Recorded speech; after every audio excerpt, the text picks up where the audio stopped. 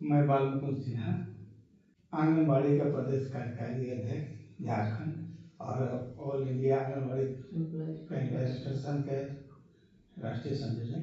ये मैं सुशीला खत्री उत्तराखंड से राष्ट्रीय अध्यक्ष।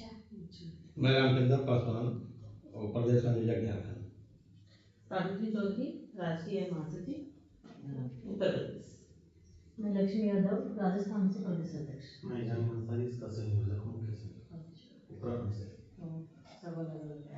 नमस्कार, मैं सुशीला खत्री राष्ट्रीय अध्यक्षा all India anganwadi employees federation. जैसा कि सभी बहनें जानती हैं कि कल हम लोग जो हमारी बाल विकास केंद्रीय मंत्री श्रीमती अन्नपूर्णा जी, उनसे हमारी जो कार्यकारिणी के सदस्य हैं उनकी बात हुई और जो मुख्य हमारा विषय था उनसे मिलने का, मुलाकात करने का, वो ये था कि जो शीतकालीन बजट सरकार द्वारा पेश किया गया है और पूरे भारत की जो हमारी आंगनवाड़ी कार्यकर्ताएं हैं और अन्य विभागों में भी जो कार्य कर रही हैं, चाहे वो भोजन माताएं हों, चाहे वो स्वास्थ्य कर्मी हों, आशा कार्यकर्त्री हों, असंगठित क्षेत्र में जो भी कार्य कर रही हैं, उन सभी बहनों को बहुत निराशा हाथ लगी, जिस पर हमने बात करी।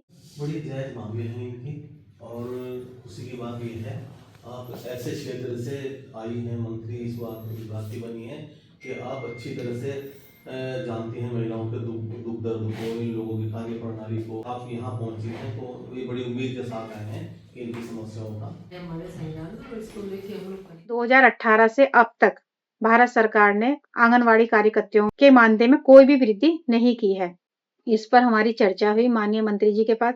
और इसके अलावा भी जो हमारी बहनों की समस्याएं हैं विभागीय स्तर पर, चाहे वो फेस कैप्चर की समस्या हो, हमारे भवन किराए की समस्या हो, हमारे जो मोबाइल हैं उनकी समस्या है, तो हमने उनसे कहा कि कम से कम जो भी हमारे ऑनलाइन कार्य हो रहे हैं तो उसके लिए हमें अच्छे मोबाइल उपलब्ध कराए जाएं, कम से कम 5G वाले, जिनकी रैम क्षमता जिनकी अच्छी हो।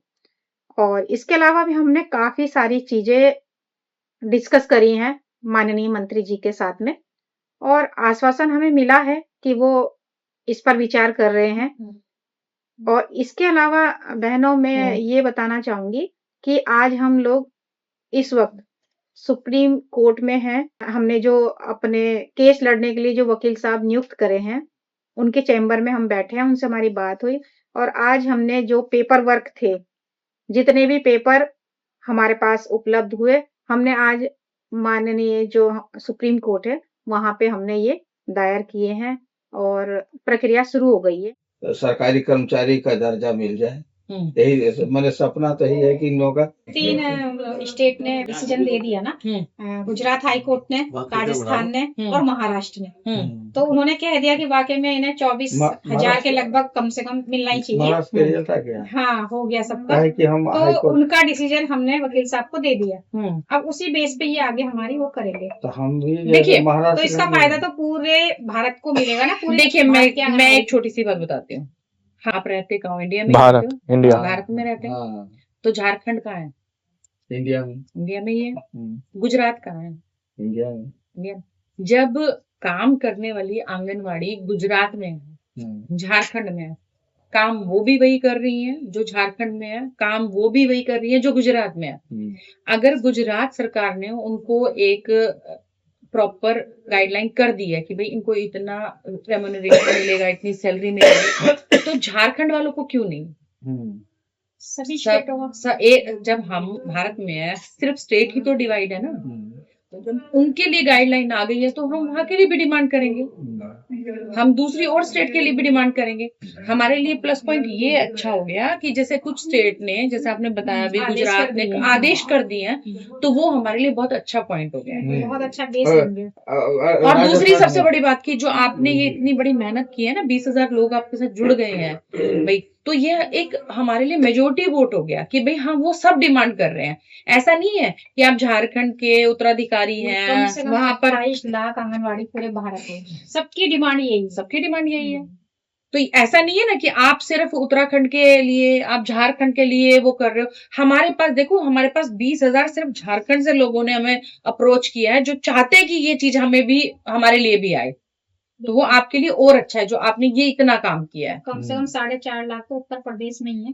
बिल्कुल। बहुत बड़ा स्टेट ना, सब पूरे भारत सही में बात सारा है। राज्य थोड़ा लेकिन राज्य ही उत्तर हमारा प्रदेश तो में छोटा राज्य है, तो हम उतने में ये एक काम किया कि हम जब इसका जैसे कि उनके तुम ऐसा काम करो, जिसको जिसको अभी है अपना साइन करो, अपना साइन का ओरिजिनल करो, और इसका जो है से अपना आधार नंबर लिखो, और यहाँ जैसे नियुक्ति तिथि लिखो कि वो तो क्या तारीख ठीक है, लेकिन उसे ये है ना इसलिए बना के जिन रख दिया जिन कि राज्यों में अगर ना हमको राज्य का आदेश हो भी चुका है ना, वहाँ की सरकारें भी अपनी मनमानी करी, उस आदेश को लागू नहीं कर रही। मतलब वो आदेश कराने के बाद, हाई कोर्ट से जीतने के बाद भी उन्हें धरना प्रदर्शन करने पड़ रहे हैं, उन्हें अधिकारियों के चक्कर काटने पड़ रहे हैं। ये नहीं कि कोर्ट ने जब आदेश कर दिया तो सरकारें लागू कर नहीं वो तो नहीं तो करना उन लोगों को भी अब लास्ट में आना पड़ रहा है फाइल सुप्रीम कब कोर्ट। तक से होगा? वो भी सुप्रीम कोर्ट का ही रास्ता अपना रहे हैं। फाइल कब तक करेंगे?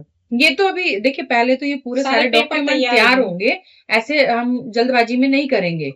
अच्छा, एक आप चीज वाली और- बात है कि जब लड़ाई लड़नी है तो फिर अच्छे से ही लड़ेंगे। एक चीज है, हमारे गुजरात वाले जो है सुप्रीम कोर्ट में वो जो है से सुप्रीम कोर्ट में अधिकारी, उनका जैसे पूरा जैसे मजबून बनाए हो, वो हम निकाले थे स्पीकर, वो मैंने दे दिया वकील साहब वो मिल गया ना, को। सब तीनों राज्यों के डिसीजन दे दिए। दे दिया, तो ये हो ही गया।